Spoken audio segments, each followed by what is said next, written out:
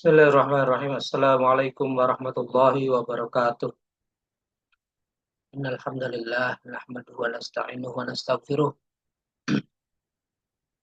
wa na'udzu billahi min syururi anfusina wa min sayyiati a'malina may yahdihillahu fala mudilla lahu wa may yudlil fala hadiya lahu asyhadu an la ilaha illallah wa asyhadu anna muhammadan abduhu wa rasuluh. Qala Allah ta'ala a'udzu billahi minasyaitonir rajim. Ya ayyuhalladzina amanu taqullaha haqqa tuqatih wa la tamutunna illa wa antum muslimun. Wa qala Allah ta'ala aidan la akramakum indallahi atqakum. Allahumma shalli wa sallim ala nabiyyina Muhammad wa ala alihi wa sahbihi ajma'in. Pada malam hari ini eh, karena rekan-rekan sedang ada yang sakit, ada yang sedang menjenguk ibunya yang sedang sakit juga, maka eh, pada pertemuan kali ini kita laksanakan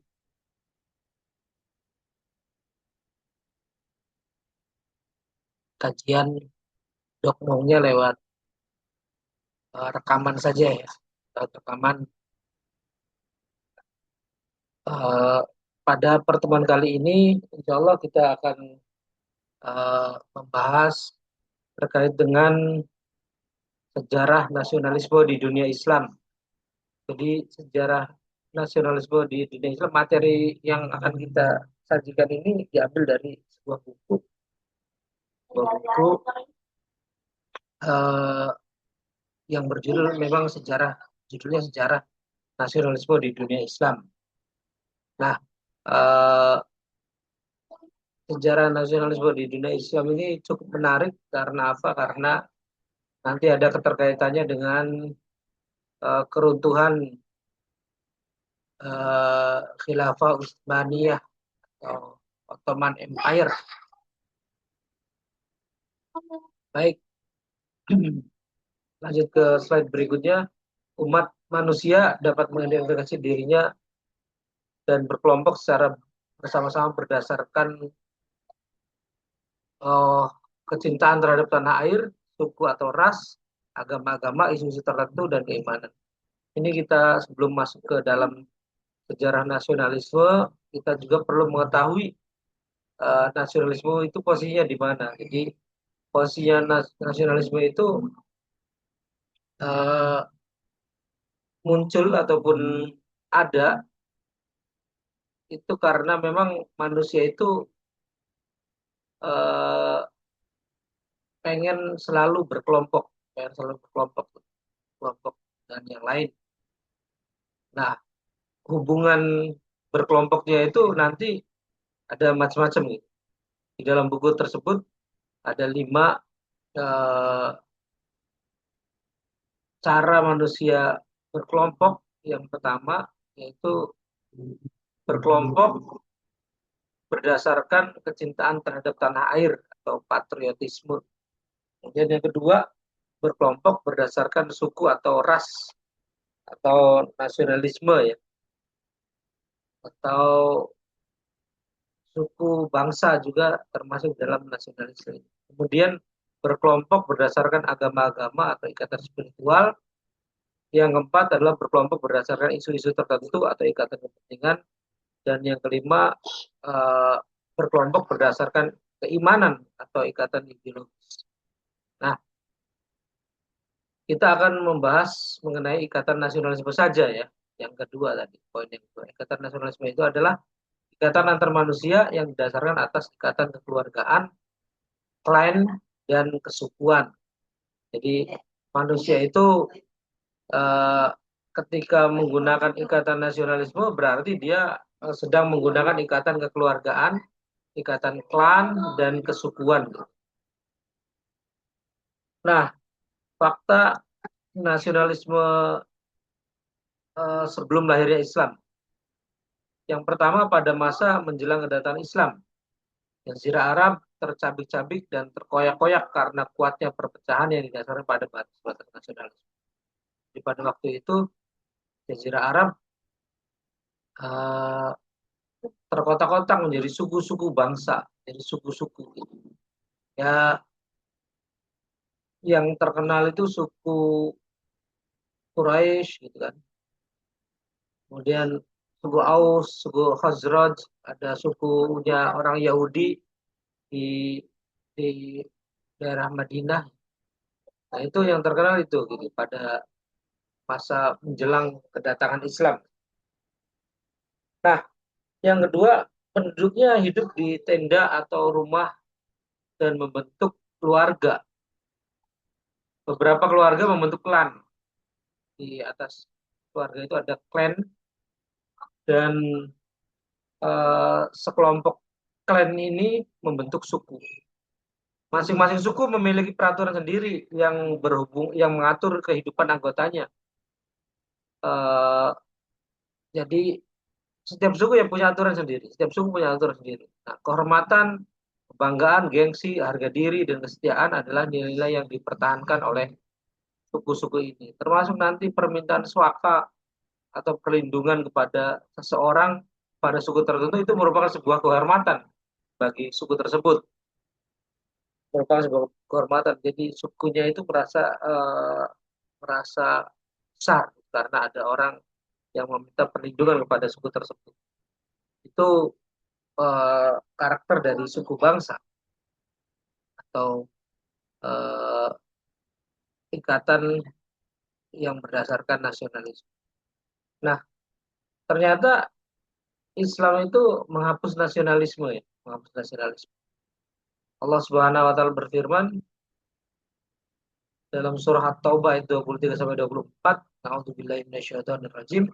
Ya ayyuhalladzina amanu la tattakhidhu aba'akum wa ikhwanakum awliya'a in istahabbu in istahabbul kufra 'alal iman wa may yatawallahum minkum fa ulaika humudz zalimun. Qul in kana aba'ukum wa abna'ukum wa ikhwanukum wa azwajukum wa ashiratukum wa amwalun iqtaraftumuha wa tijaratun takhshawna kasadaha wa masakin tardawnaha ahabba ilaikum minallahi wa rasulih wa jihadin fi sabilih wa tarabbasu hatta ya'tiyallahu bi amrihi wallahu la yahdil qaumal fasiqin. Hai orang-orang yang beriman, janganlah kamu jadikan bapak-bapak dan saudara-saudaramu menjadi walimu. Jika mereka lebih mengutamakan kafiran atas keimanan dan siapa di antara kamu yang menjadikan mereka wali, maka mereka itulah orang-orang yang zalim. Katakanlah jika bapak-bapak, anak-anak, saudara-saudara, istri-istri keluargamu, harta kekayaan yang kamu usahakan, perniagaan yang kamu khawatirkan kerugiannya, dan tempat tinggal yang kamu sukai adalah lebih kamu cintai dari Allah dan Rasul-Nya dan berjihad di jalannya, maka tunggulah sampai Allah mendatangkan keputusannya dan Allah tidak memberi petunjuk kepada orang-orang yang fasik. Jadi dalam ayat ini Allah itu menjelaskan ya jangan lebih mendahulukan keluarga, jangan lebih mendahulukan anak-anak, jangan lebih mendahulukan bapak-bapak, jangan lebih mendahulukan saudara-saudara, jangan lebih mendahulukan istri-istri, jangan lebih mendahulukan harta kekayaan, jangan lebih mendahulukan perniagaan daripada beriman kepada Allah dan Rasul-Nya, daripada beriman kepada Allah dan Rasul-Nya. Jadi beriman kepada Allah dan Rasul-Nya itu lebih diutamakan. Beriman kepada Allah dan Rasul-Nya itu harus lebih diutamakan daripada mengikuti bapak-bapak dan saudara-saudara kita. Bapak dan saudara. Artinya eh, kesukuan atau kekeluargaan itu ya nomor sekian nih, nomor sekian. Yang lebih diutamakan itu ya keimanan kepada Allah, keimanan kepada Allah. Jadi ketika bapak-bapak dari saudara-saudara kita mengajak kepada kekufuran, makanya jangan diikuti, jangan diikuti. Yang harus diikuti adalah ketika mereka mengajak kepada keimanan. Artinya bukan keluarganya atau bukan saudara-saudaranya yang diutamakan itu, bukan keluarganya atau saudara-saudara, tapi keimanan kepada Allahnya yang lebih diutamakan, keimanan kepada Allahnya yang lebih utama. Nah, kemudian kita masuk kepada materi sejarah nasionalisme di dunia Islam ya. Jadi eh, di buku itu dijelaskan adanya penyusupan misionaris ke dalam dunia Islam. Eropa mengetahui bahwa khilafah Islam tidak mungkin dikalahkan dengan kekuatan fisik. Jadi mereka mengetahui setelah bertahun-tahun, beribu tahun ya, ribuan tahun, ya mungkin ya ratusan tahun lah, ratusan tahun berperang dengan umat Islam, Eropa selalu kalah, selalu kalah, selalu kalah. Karena umat Islam itu mempunyai prinsip yang luar biasa, prinsip yang luar biasa. Umat Islam itu menginginkan mati, sedangkan orang kafir ketika berperang itu menginginkan agar tidak mati, karena mereka takut mati. Mereka takut mati. Tapi orang Islam itu kebalikannya. Orang Islam itu malah mencintai kematian, malah mencintai kematian karena mereka lebih mengharapkan syuhada, lebih mengharapkan mati sebagai syuhada daripada eh, apa namanya, daripada hidupnya tidak dijamin untuk masuk dalam surga langsung gitu kan, dalam surga langsung. Jadi kalau syuhada itu kan pasti masuk surga, ya berarti eh, mereka ketika menginginkan mati itu ya berarti menginginkan masuk ke dalam surga Allah langsung. Nah, secara fisik tidak pernah terkalahkan umat Islam itu, atau khilafah Islamiyah itu tidak pernah terkalahkan. Makanya eh, mereka menggunakan cara yang lain. Mereka menyimpulkan bahwa satu-satunya cara untuk mengalahkan kaum muslimin adalah dengan mempengaruhi pemahaman mereka terhadap ajaran Islam, sehingga menyebabkan negara Islam rontok dari dalam. Jadi yang diserang itu pemahamannya, pemahaman umat Islamnya itu dirusak, pemahaman umat Islamnya itu diracuni. Dan langkah awal yang dilakukan untuk menghancurkan tubuh khilafah Islamiyah itu adalah menebarkan benih-benih nasionalisme agar khilafah itu tergoncang, agar khilafah itu runtuh. Nah, itu yang dilancarkan oleh uh, orang kafir, oleh Eropa ya. Pada waktu itu musuhnya Eropa gitu, Inggris, Prancis. Nah, kemudian uh, dari sisi kekhilafan Islamnya juga ada kesalahan. Kesalahannya yaitu mereka khilafah Islamiyah mengizinkan misionaris yang membawa racun pemikiran bergerak secara bebas tanpa menyadari akibat yang akan menimpa. Nah, ini kesalahan dari kekhilafan pada waktu itu. Nah, selanjutnya eh, dua tujuan pokok misionaris, dua tujuan pokok misionaris yang terdiri dari orang Inggris, orang Prancis, dan orang Amerika, yaitu tujuannya hanya dua saja. Yang pertama, menjauhkan umat Islam dari pemahaman yang benar tentang Islam dengan memasukkan keraguan-raguan dan menyuntikkan ke dalam benak kaum muslimin untuk mempengaruhi akidah mereka. Jadi yang diserang pada kaum muslimin itu pemahamannya, pemahaman tentang apa? Tentang Islam, tentang Islam, sehingga orang-orang itu ragu terhadap ajaran agamanya sendiri, ragu akan Islam itu bisa menyelesaikan masalah-masalah dalam kehidupan. Nah, yang kedua, tujuan yang kedua yaitu tujuan pokok yang kedua yaitu untuk menciptakan kesenjangan antara orang-orang Turki, Persia, dan Arab, seperti nampak dalam pembagian mereka dalam menanamkan benih beracun nasionalis. Jadi orang Turki nanti dimunculkan keturkiannya, pengaruhi agar uh, Turki itu lebih hebat daripada Arab, Turki itu lebih hebat daripada Persia, sehingga Turki itu orang Turki merasa bahwa dia yang paling hebat. Kemudian orang Persia juga sama seperti itu, orang Arabnya juga sama seperti itu. Dimunculkan semangat-semangat bangsaannya, semangat-semangat kesukuannya, bahwa sukunya lah atau bangsanya lah yang paling hebat. Nah, pembentukan pusat-pusat misionaris di dunia Islam.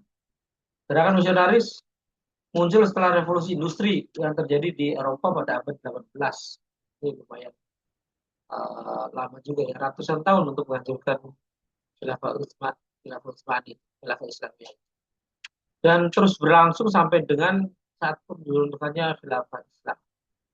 Dari abad 18, 19, 20, sekitar 3 abad. Sekitar 3 abad eh, menghancurkan untuk menghancurkan khilafah Islam. Jadi membutuhkan waktu yang cukup lama juga menghancurkan dengan cara menanamkan keraguan-keraguan terhadap pemahaman terhadap ajaran Islam. Nah, seorang misionaris yang terkenal pada saat itu adalah seorang Amerika yang bernama Eli Smith. Eli Smith ini laki-laki, Smith ini laki-laki. Eh, Dia termasuk salah satu misionaris yang paling terkenal pada waktu itu. Kesempatan terbuka lebih luas lagi ketika Ibrahim Pasha menerapkan kurikulum baru untuk sekolah dasar. Jadi ketika Ibrahim Pasha merubah kurikulum, kurikulum yang digunakan adalah kurikulum dari Prancis, tentunya kurikulum yang sekuler. Kurikulum sekuler bisa diterapkan di salah satu wilayah di eh, kekuasaan khilafah Utsmani pada waktu itu, dan itu diterapkan kurikulumnya di sekolah dasar. Itu ini termasuk racun yang menggoyang ataupun meruntuhkan, yang akan meruntuhkan khilafah Utsmani. Nah, berikutnya adalah adu domba di internal khilafah Islam. Di antara bangsa Turki dengan bangsa Arab dan Persia diadu domba dengan cara Turki merekrut militer hanya dari bangsa Turki. Tentu saja atas pengaruh Mustafa Kemal, sang agen Eropa, sang agen Inggris. Eh, Mereka diadu, diadu. Jadi eh, orang Turkinya itu mengangkat tentara dari orang Turki saja, jangan dari bangsa Arab, jangan. Sehingga dari sini memunculkan fanatisme kesukuan, memunculkan nasionalisme dari orang Arabnya tadi, memunculkan nasionalisme dari orang Arabnya tadi. Sehingga orang Arab benci kepada orang-orang Turki, orang-orang Turki benci kepada pemerintahan. Nah, Inggris menjanjikan kemerdekaan Arab kepada Saddam Hussein. Nah, nanti pada akhirnya Saddam Hussein termasuk orang yang terpengaruh dengan Inggris, terpengaruh dengan Inggris, terpengaruh dengan Lawrence of Arabia ya, agen Inggris yang berpura-pura Islam menjadi orang Islam. Uh, Saddam Hussein ini termasuk orang yang melawan Khilafah Utsmani, Khilafah Utsmani. Jadi dia yang nantinya akan membuka pintu uh, menuju hancurnya Khilafah Utsmani, yang melawan tentara penjaga Turki di Suriah kalau tidak salah ya, dia Suriah atau di Syam, itu adalah Saddam Hussein, Saddam Hussein Mekah, Saddam Hussein Mekah, penguasa Hijaz, itu Mekah Madinah, Mekah, penguasa Mekah. Nah, walaupun pada saat yang sama perjanjian Sykes-Picot sudah ditandatangani. Jadi ketika Saddam Hussein ditawari, silakanlah melawan itu Turki, lawan itu Turki, nanti Arab boleh mendirikan negara sendiri, boleh mendirikan negara sendiri. Uh, tapi di saat yang sama sudah terjadi perjanjian Sykes dan Picot, ya. Sykes dan Picot. Ada perjanjian itu. Perjanjiannya perjanjian apa? Perjanjian nanti Arab itu akan dibagi-bagi menjadi beberapa wilayah, menjadi beberapa negara bangsa, menjadi beberapa nation state, yaitu Irak sendiri, Suriah juga sendiri, Lebanon juga sendiri, Yordania juga sendiri, Palestina juga sendiri, dan Israel juga sendiri. Israel ini nanti kelak akan melalui tahapan berikutnya, yaitu pada deklarasi Balfour pada 1917. Nah, eh, Saddam Hussein tidak mengetahui bahwa ternyata sudah ada perjanjian dulu. Saddam Hussein memang walaupun apa katakanlah eh, melawan khilafah Utsmani dan memang itu kesalahan yang fatal, tetapi Saddam Hussein itu masih menginginkan eh, Arab itu bersatu, Arab itu bersatu sehingga nanti muncul revolusi Arab, muncul revolusi Arab melawan Turki, melawan tentara Turki, dan akhirnya akhirnya menang, akhirnya menang. Saddam Hussein berhasil mengalahkan tentara penjaga di salah satu wilayah di Turki dan itu yang menjadi pembuka bagi hancurnya Turki ya, bagi hancurnya Turki. Itu seperti itu gitu.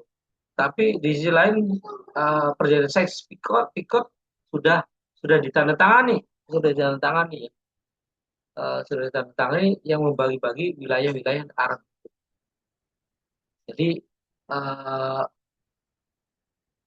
si Syarif Hussein itu tertipu, gitu, tertipu oleh orang ini. Nafsu ingin berkuasa, nafsu ingin melawan khilafah Utsmani, khilafah yang sah, eh, ternyata dia itu ditipu. Nah, di sini kita akan lihat peran Lawrence of Arabia, seorang agen Inggris yang berpura-pura masuk Islam. Lawrence of Arabia ini ya nama nama terkenalnya ya, namanya dikenalnya dengan Lawrence of Arabia. Perannya dia itu yaitu yang pertama menghasut revolusi Arab melawan Turki Utsmani. Nah, itu revolusi Arab itu yang dipimpin oleh Saddam Hussein tadi. Saddam Hussein melawan Utsmani dan berhasil gitu. Saddam Hussein itu berhasil melawan tentara Utsmani dan eh, me- membuka mengalahkan garnison ya. Garnison atau tentara penjaga Turki, wilayah Syams. Eh, yang kedua menjanjikan negara Arab merdeka. Lawrence melakukan penipuan geopolitik. Ini negara Arab mereka ini ya itu tadi revolusi Arab tadi. Kemudian yang ketiga mengatur strategi militer pemberontakan. Mengatur strategi militer pemberontakan. Strateginya apa? Yang pertama merekrut pasukan suku. Gitu. Kemudian mendanai pemberontakan, dananya dari Inggris.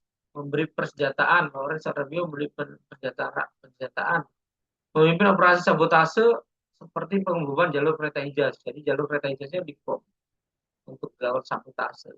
Jalur kereta Hijaz itu dari Turki ke Hijaz itu agar masyarakat di bawah Khilafah Utsmani itu bisa berangkat ke Mekah untuk pelaksanaan haji dengan mudah gitu. Buatlah kereta api dan itu ada sabotase oleh Lawrence of Arabia. Kemudian menduduki kota-kota juga. Nah, yang keempat membuka jalan masuk bagi Inggris. Lawrence Arabia ini eh, apa namanya perannya juga itu membuka jalan masuk bagi Inggris masuk ke wilayah Syam atau Suriah, Yordania, menguasai Palestina dan mengalahkan garnison Utsmani. Pasukan menjaga wilayah di Hijaz. Oh, di Hijaz ya, maaf ya, bukan di Suriah tapi di Hijaz dan di Syam. Di garnison Utsmani adanya di Hijaz. Dan itu yang dikalahkan oleh Lawrence of Arabia tentunya dengan dipimpin oleh Syarif Hussein Mekah tadi. Syarif Hussein Mekah tadi memimpin tentara, memimpin orang Arab untuk melawan garnison Utsmani, untuk melawan penjaga wilayah di Hijaz. Sehingga pintu masuk ke Turki itu berhasil dibuka oleh uh, Saddam Hussein. Ini adalah pernyataan yang luar biasa ya. Dan yang berikutnya hasil akhir Arab jatuh ke Inggris atau Perancis, tapi bukan kemerdekaan Arab seperti yang dijanjikan. Jadi ternyata Arab sudah jatuh ke Inggris, Prancis. Eh, awalnya si Saddam Hussein itu pengen menguasai Arab, pengen menguasai seluruh Arab, tapi ternyata malah jatuhnya itu ke tangan Inggris, ke tangan Prancis, bukan ke eh, Arab itu, bukan ke Saddam Hussein tadi, bukan ke Saddam Hussein tadi. Nah, kemudian ada juga peran dari Raja Saud. Raja Saud yang dimaksud itu Abdul Aziz bin Saud. Abdul Aziz bin Saud. Perannya yang pertama menyatukan Najd di bawah keluarga Saud. Jadi memang Raja Saud ini penguasa Najd ya, penguasa Najd. Dan itu disatukan oleh Abdul Aziz bin Saud.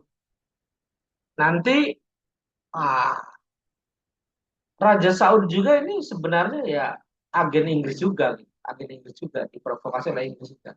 Jadi Inggris atau Eropa itu tidak senang dengan Saddam Hussein karena Saddam Hussein yang diinginkan oleh Saddam Hussein itu Arab itu bersatu semua. Kalau misalnya Arab bersatu semua ya ini juga kekuatan besar yang mungkin bisa jadi membahayakan ke depannya eh, bagi Eropa.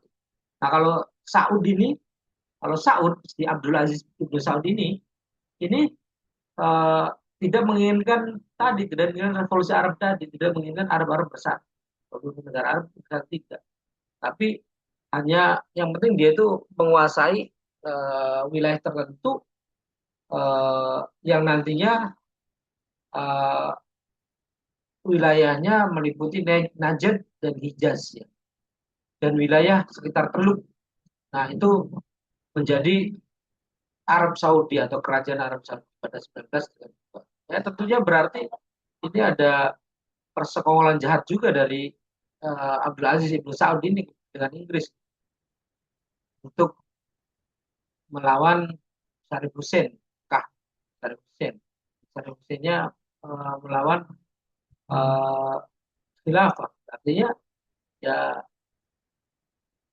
Raja Saud ini ataupun Arab Saudi ini ya hasil dari persekongkolan jahat juga.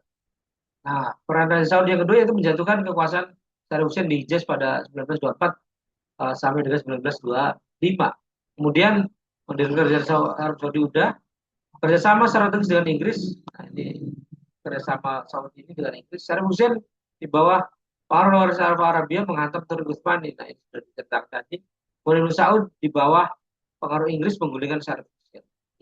Saddam Husseinnya sudah berhasil menghantam Utsmani, membuka jalan bagi Inggris untuk melawan Turki Utsmani.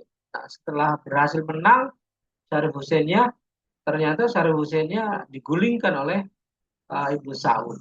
Ini seperti itu ya kisahnya atau peran dari Raja Saud atau Abdul Aziz Ibnu Saud. Nah, berikutnya adalah peran dari Mustafa Kemal. Mustafa Kemal itu eh, lebih ke jantung dari khilafah Utsmani. Perannya itu di sana, perannya itu di sekitar kekuasaan, sekitar pemerintahan Utsmani yang merupakan salah satu eh, pernah memimpin salah satu militer Utsmani juga ya Mustafa Kemal. Tapi Mustafa Kemal ya tadi agen Inggris juga. Mustafa Kemal itu agen Inggris juga. Dan dia meruntuhkan khilafah Utsmani dengan memimpin gerakan nasionalis Turki. Termasuk nanti Turki muda juga ya ada kaitannya dengan uh, uh, runtuhnya khilafah Utsmani. Membentuk pemerintahan tandingan, menghapus jabatan khilafah pada tahun 1924, lalu mendirikan Republik Turki Sekuler melalui reformasi radikal seperti mengganti hukum Islam dengan hukum Barat, menghapus syariat, mengubah alfabet, dan memisahkan agama dari negara, menjadikannya tokoh kunci dalam transformasi Turki modern dari Kesultanan Islam menjadi Republik Sekuler, seperti yang dijelaskan dalam berbagai sumber sejarah dan analisa. Itu yang terkait dengan sejarah nasionalisme di dunia Islam, ternyata sejarahnya sejarah kelam ya, sejarah penuh kebusukan, sejarah penuh pengkhianatan, sejarah yang menghancurkan uh, Ottoman Empire, ya. Sejarah yang menghancurkan institusi yang pernah menaungi umat Islam, institusi yang pernah membela umat Islam. Kalau sekarang tidak ada negara yang bisa membela umat Islam satupun, tidak ada. Umat Islam dibantai habis-habisan sampai ribuan orang meninggal pun tidak ada yang membela. Tidak ada yang membela. Kalau dulu ketika khilafah Islam masih berdiri, hanya satu orang wanita yang katakanlah ditarik kerudungnya saja sampai-sampai khalifah itu menurunkan tentara yang panjangnya berkilo-kilometer hanya untuk membela seorang wanita. Sekarang manusia umat Islam ada dibunuh ribuan orang tidak ada yang membela. Memang karena tidak ada institusi yang eh, membela atau menjadi perisai. Al-imamu junnah, imam itu atau khalifah itu adalah perisai. Tidak ada perisai umat Islam sekarang. Mudah-mudahan dengan kita memahami apa atau sejarah nasionalisme di dunia Islam ini, kita terbuka wawasannya bahwa posisi kita itu di sini. Dan kita apakah akan menjadi orang yang diam saja atau orang yang ikut bergerak, berjuang uh, untuk mengungkap makar-makar kaum kafir, untuk menerapkan syariat Allah sehingga umat Islam ini ataupun bumi ini menjadi bumi yang rahmatan lil alam. Rahmatan lil alamin ya tidak bisa terwujud ketika tidak diterapkan. Hanya Islam saja yang akan menjadi rahmatan lil alam. Artinya ketika pengen menjadi rahmatan lil alamin ya maka yang dipilih adalah Islam. Yang dipilih adalah Allah alam sawal wala hukum subhanakallahumma wa bihamdika asyhadu an la ilaha illa anta astaghfiruka wa atubu ilaik. Assalamualaikum.